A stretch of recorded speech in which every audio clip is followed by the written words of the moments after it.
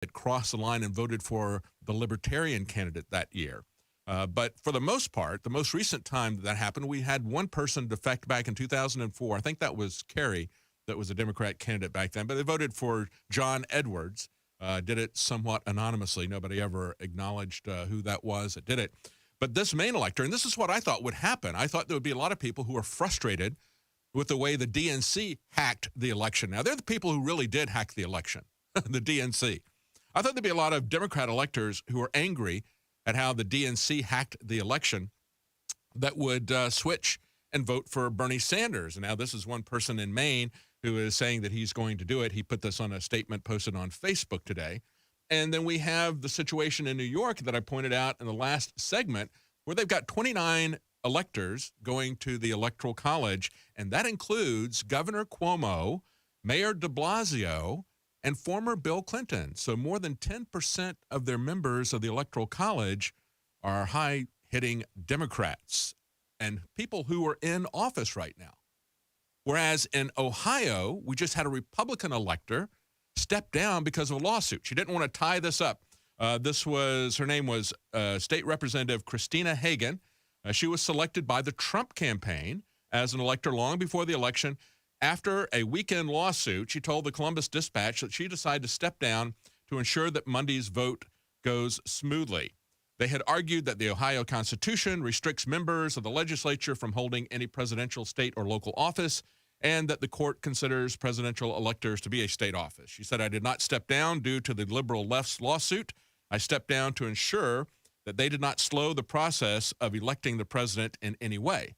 Now, if you look at this and you look at what's going on in New York, understand that the elections are really run on a state-by-state basis. Going back to a 1952 Supreme Court decision, the Supreme Court said that the states will determine how the elections are going to be run. They get to pick whether we use voting machines or whether we use hand ballots. They get to pick which voting machines are used. They get to certify the elections. They're the ones who conduct the recounts, if there's any question about that. Then once they certify that election, then you have congressmen go to Washington or senators go to Washington, or you have the Electoral College. I think that's where it ought to stop. I think at that point, we don't need the human element at this point anymore.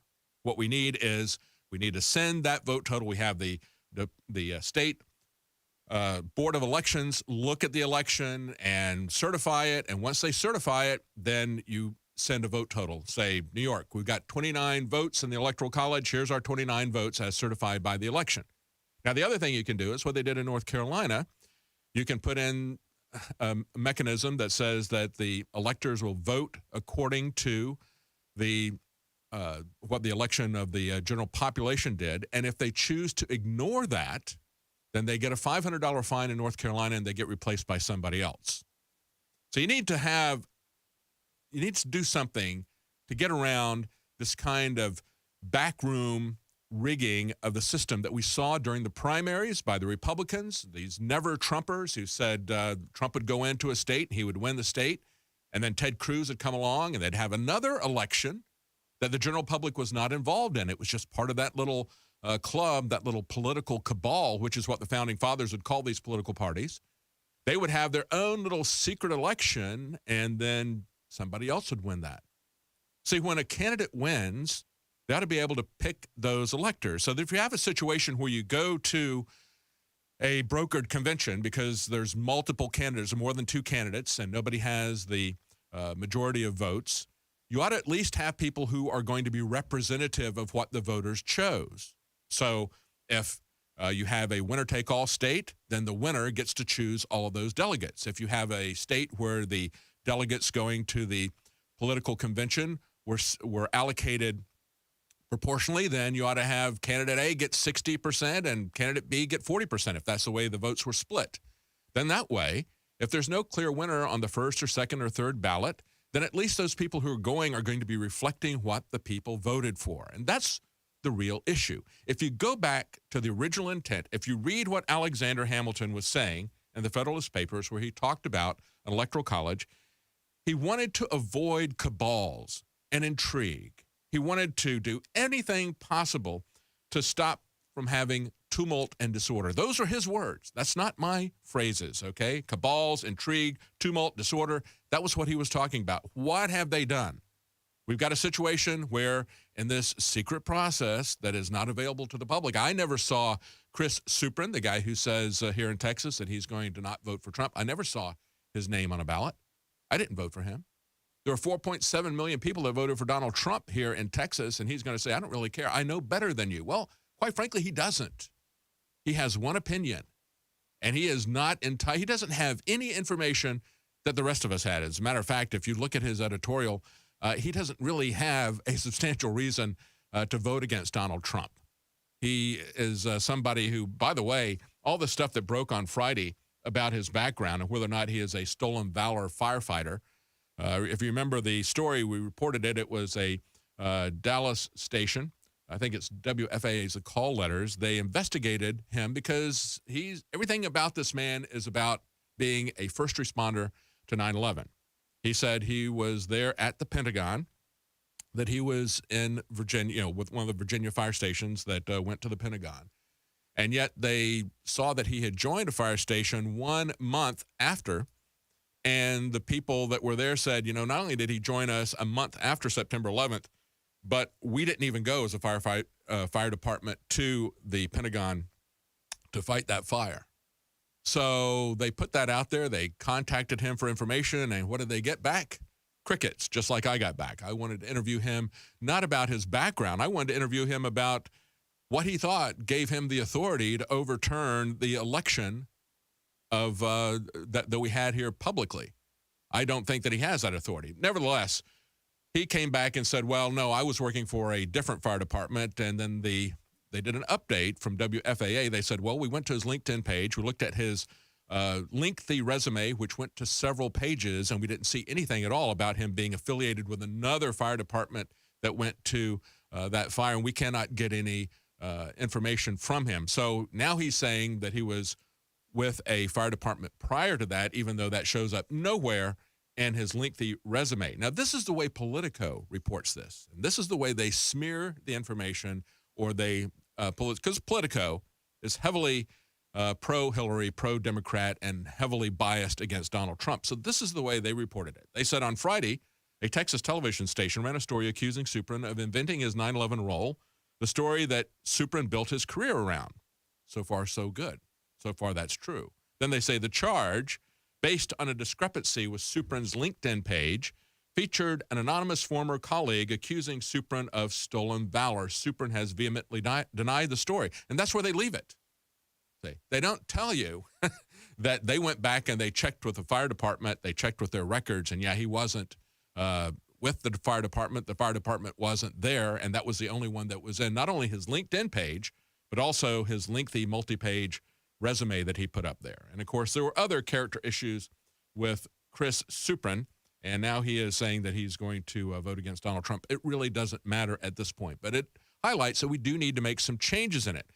But understand that there is a long-term game in this. These people are seeking not only to undermine Donald Trump's legitimacy, and that's what is the immediate goal in all this, but they also want to undermine the Constitution and the Electoral College itself. And as one of the articles up on the Drudge Report points out, California and what happened in this election is the best argument for having the Electoral College.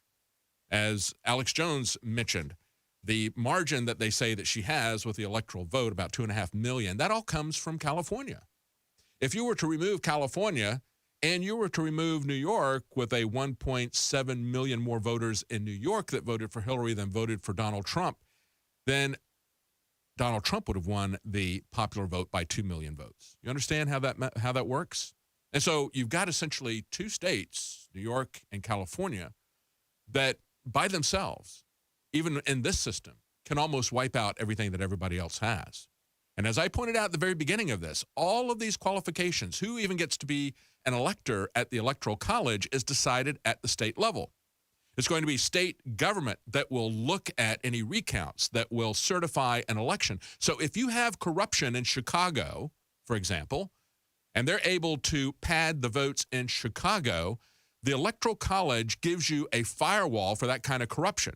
It also gives you a firewall from the concentration of power in the hands of just a couple of populous states who themselves are driven by just a couple of cities. In most cases, a single city in each state that runs that entire state. Like in New York, you got New York City that's running it. So that's really the long-term goal. And the goal of the electors was to try to divorce this whole thing from the political establishment. And what they put into the Constitution, they said no senator, no representative, or person holding an office of trust or profit under the U.S. shall be appointed an elector. See, I would think, I was very surprised to see somebody like former President Bill Clinton. I was very surprised to see the sitting governor of New York be included as an elector, because I guess if you read this, they're saying nobody who is a federally elected politician would be an elector.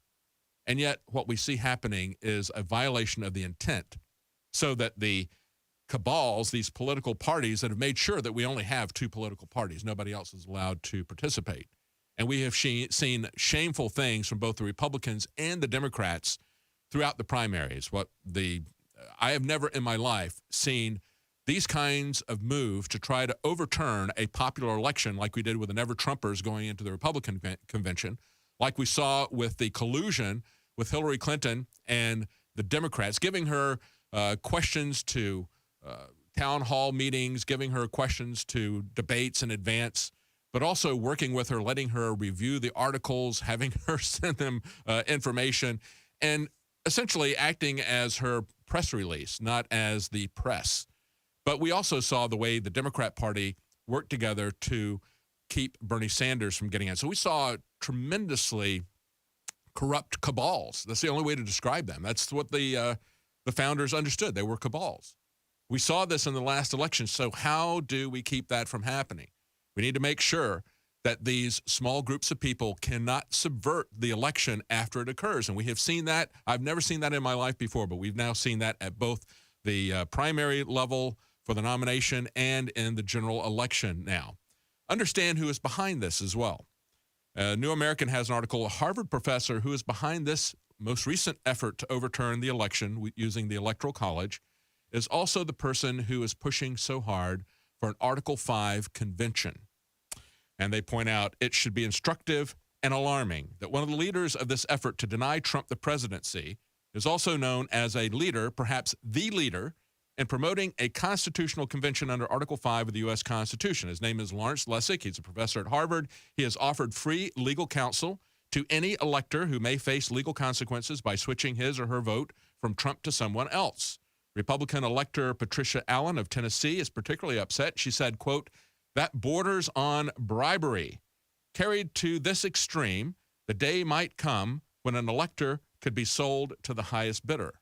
I would say it borders on election